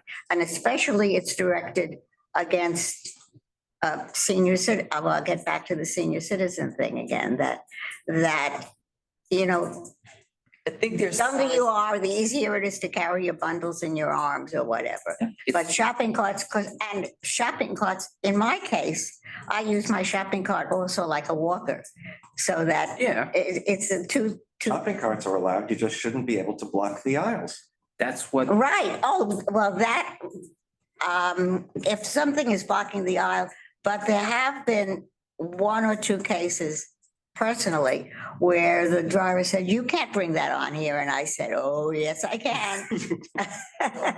And I said, you want to know? I will tell you. Especially if it's a That's small one. exactly what I do. That's exactly, I say, I'm on the Permanent Citizens Advisory Committee, the MTA, and now give me your number and give me your ID. And we're holding up the bus more with this than anything else because. But Trudy, the ones I'm talking about, just to be clear, like, I know I've seen small ones and they don't block, but I'm talking about the really big ones. Okay, folks, we got a couple of hands up. Deborah and then Mr. X. Okay. The reason whatever Chris said, he only told you teeny bit. The drivers in my area, tell them you can't bring that big gigantic cart on. You cannot bring the stroller. You have to fold it because the B68 is not on the bus pilot because the B1 and the B68 share routes at Brighton Beach Avenue. So they all of a sudden can't speak any English. And I hear, and the driver's like fuming. And so it makes it rough for me with my walker, which is a medical device. Because truthfully, everybody can be upset at me. Your shopping carts are not authorized medical devices. You use it to shop, great, I understand. But it is not a medical device. And the drivers have told me they've had it up to here saying anything. I've had drivers had to like sit to me, how come you're not getting on the bus? Where are you going to put me? Because everybody just runs and I can't even get on with my walker. I had one driver who wouldn't leave, put the ramp out, and he made this is B60, made everybody move back. And he says, and if you block her again, there'll be problems. I thanked him and I did write him a compliment because Chris doesn't just write complaints we do compliments. The reason I was against the baby carriage pilot, because it is not fair when I'm trying to get on the bus and I'm legally allowed to sit either where the wheelchairs, but really they want us in the single seats. I can't get to the single seats. And they give me a hard time and threaten to try to beat me up. I says, go ahead. I says, I don't care. You want to hit me? Go ahead. And I've had to be a couple of times defend myself. And I'm not the only person who has medical devices. When I had using my wheelchair, I had a woman sit on my broken leg. I've had when the wheelchairs and I to get on and off to get to the accessible station for Kings Highway. We pray that the driver will be able to get us to the curb to get us off because he's trying to take the ramp and put the ramp out. You don't know how many times he's almost hit them. Or when you say to them, please don't stand there where the driver is because when a wheelchair walker has to go, we have to do a wide turn. And you know how many times I've gone over their foot? Because after the fourth time, I said, okay. And they said, ow, you ran over my foot. I said, yeah, you're right. It's going to hurt because we told you nicely, please move. Thanks, Deborah. Thank you. There's no respect. So, we have to help the drivers too. And Karen is she's agreeing with you. She's witnessed the baby stroller block the entrance of riders. Thank with you, walkers. Karen. Yeah. Thank you. Mr. X. Okay, just two things. Okay, one. You hit that X to get that thing off. Please go ahead. Okay, just two things. Okay, based on what that these individuals said, there are many several items that should be banned for the buses and trains, such as the rollerblades, the bicycles, the carts, the hand trucks, Strollers, walkers, fold them. Remaining items, leave them home. It's that simple. Yeah, I've also seen motorbikes and e-bikes. There's legislation to change the classification. See, my philosophy is, if you want to play football with me, that's fine. I'll play football with you and I'll score a touchdown. Now, my other issue is Easy Pass. Earlier to her Easy Pass drivers were getting charged. They were getting charged more than they should. What's that about? Is congestion pricing about charging? Is this here? Can I? I think it's about, I think it's about some growing pains that are being addressed. Can I bring something up in that same area? Hold on. Oh, he's still talking. Hold on. I'm saying this, again, the Easy Pass drivers, what I heard earlier, these drivers would charge more than expected. Okay, is that what congestion price is about? It's about just charging people whatever the hell they want, whatever the hell they feel like charging them. And if they complain, let's say, well, screw you, that's your problem. But if you play that game with me, you go down like Peter Calico. It's that simple. So I think it's something that's being addressed, and that has to do with some growing pains. I know personally it's happened to some people in my circle about vagaries of different truck sizes. I thought it was interesting to hear about the way the Easy Pass readers are associated with different vehicles. And I'm going to ask them if that had anything to do with it. I'm not adjudicating or anything, but I know that the people who are addressing these issues are taking them seriously. And I think that they're making adaptations into the way things are being done. This is still very much a new process, and that everybody wants, that people who are, let's see, everybody wants to go well, because that would be nice, but it's not necessarily true. But that people who are running the system really want to see well, as do I. Can I add something on to what Mr. X was saying? But there is a way, the thing that drives me nuts, and I think Deb was touching on that also, is the bus drivers who, to save a minute or two, will stop the bus almost in the middle of the street and will not, I get on the bus and I say, I'm getting off at such stop, will you please curb the bus at that stop? Sometimes the drivers say, well, the stop is blocked. Well, I keep a record of if it's blocked, and they're doing it just to save.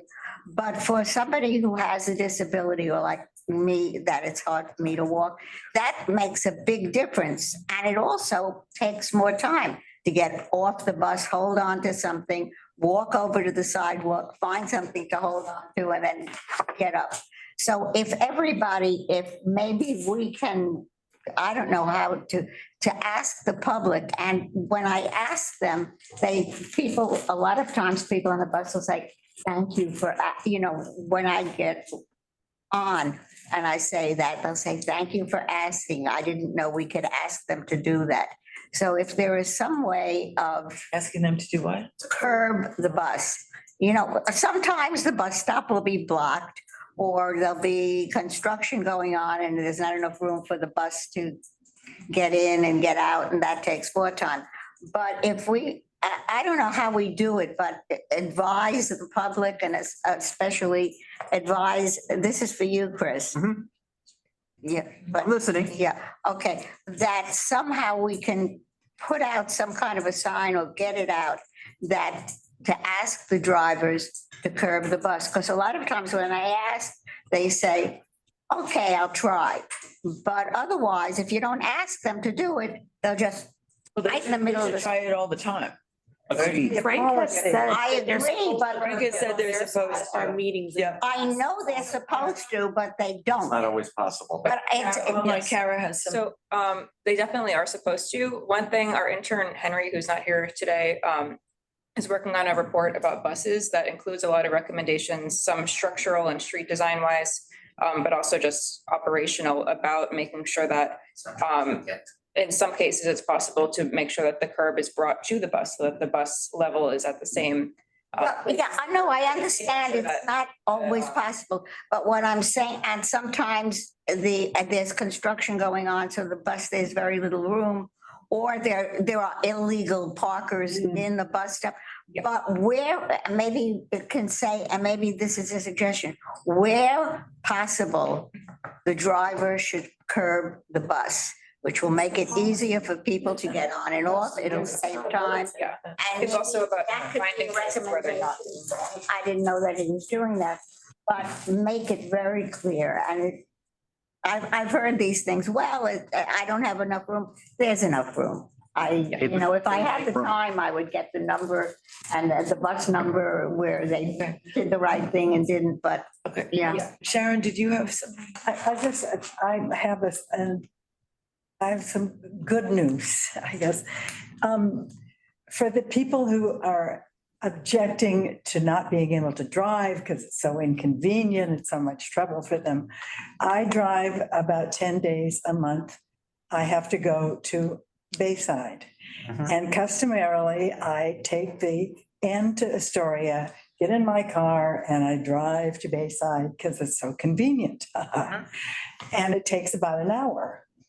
The car wasn't working, so it turned out I had to take the N to catch the 7 at whatever it is. Queensboro Plaza. At Queensboro Plaza, then I would take the 7 to the end of the line and I would get off and I would walk a block and connect and get onto the 28 bus and go to the doctor.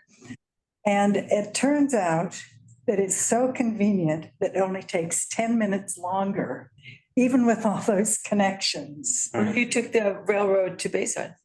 Yes. Because then you have the schedules and I still have to take the subway to catch the train and all of that. But because they have Grand Central and Penn Station now, it's like almost every half hour. But I still have to take the bus to this train station and then you have to take the bus to the doctor.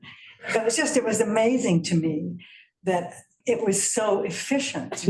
Plus I could read, I could get something done. Yeah. And it really astounded me. Mass transit. Wait till they restore the express So sevens. appropriate.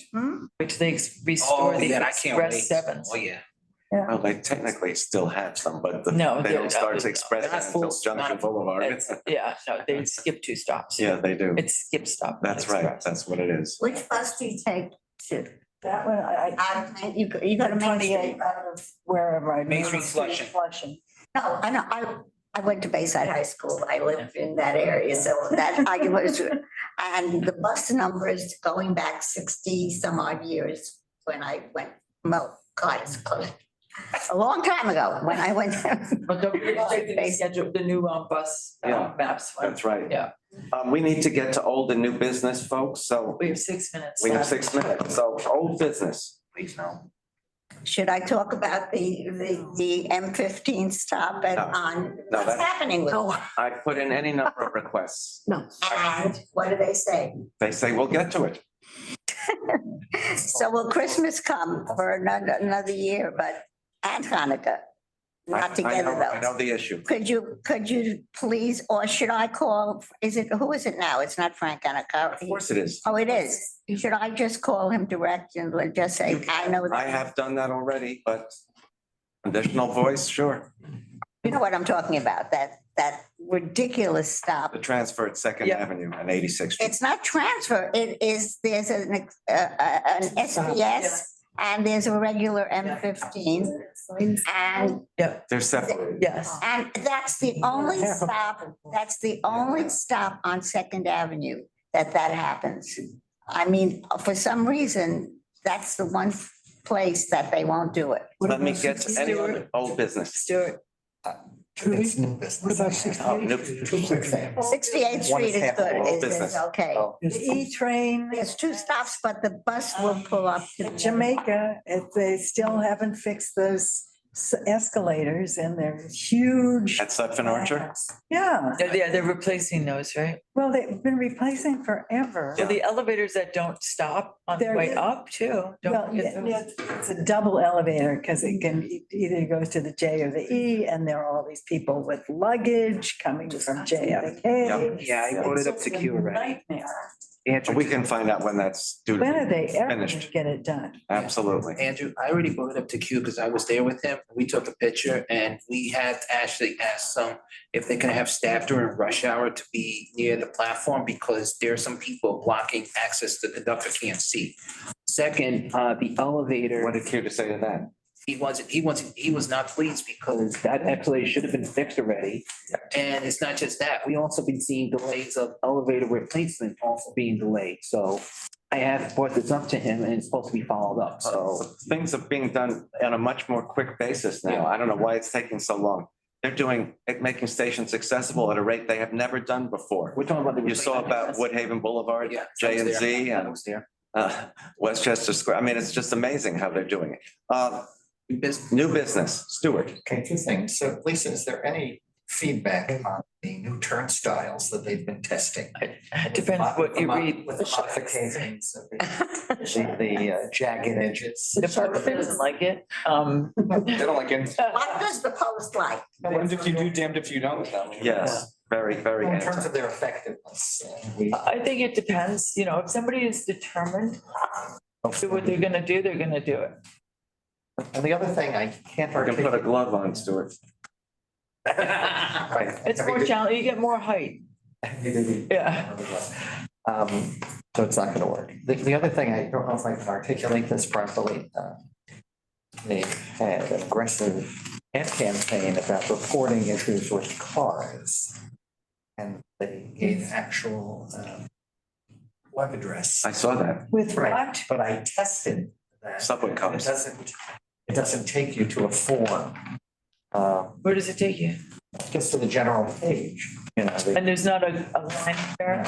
All right, so you should submit it through WhatsApp or, Send it to me. yeah, send it to, so, because it should. Send it to the senior VP of Subways and he gets But it. it's everywhere, you know, I mean, you know. Right, but that should, Feedback, yeah.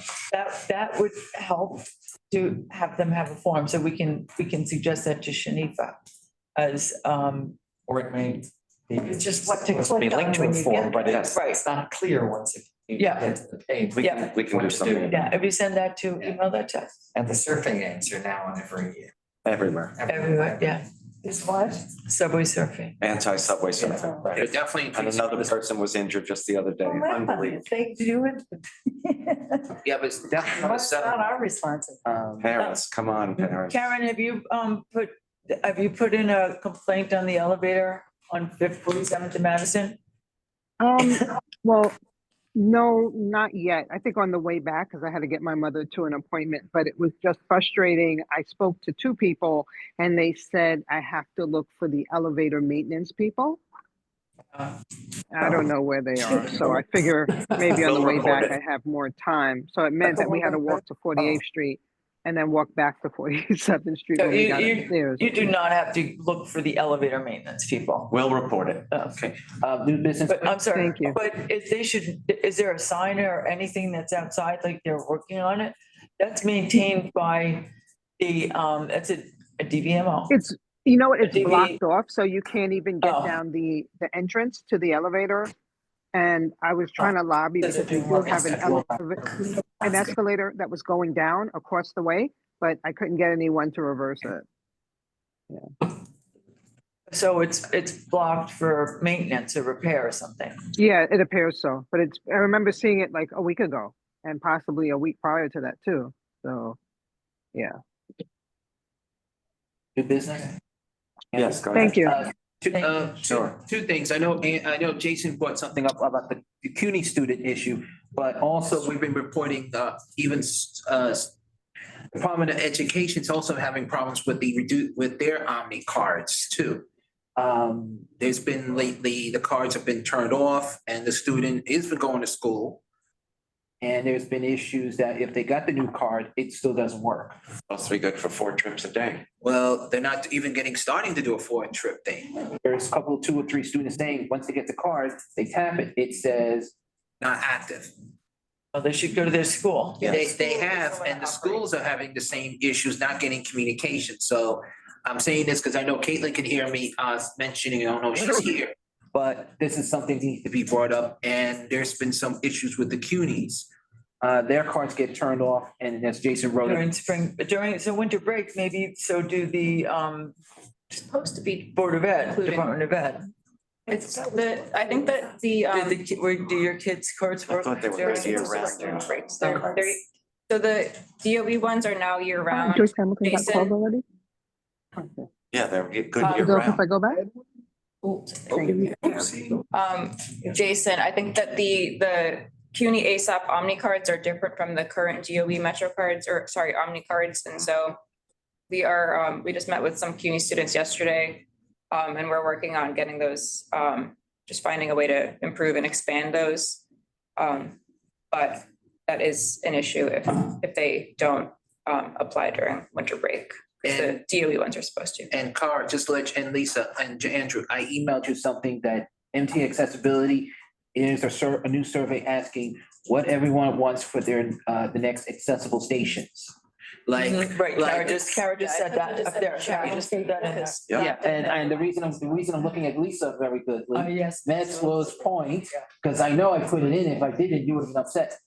We all would. Dante, you should know that I spoke to Q and Franklin Avenue has been included in the list. Yes. So it will be done. I don't have the exact Will be done. time, but it's in one of the groups now. It's in the numbers. It is 2:02. 2:02 PM. I move we adjourn. Second. Third. Thank you all. Safe travels. Good meeting. Thank you. And Trudy, congratulations. The one picture you see, you're on the MTA video. I want to get. Oh, it is? Yes.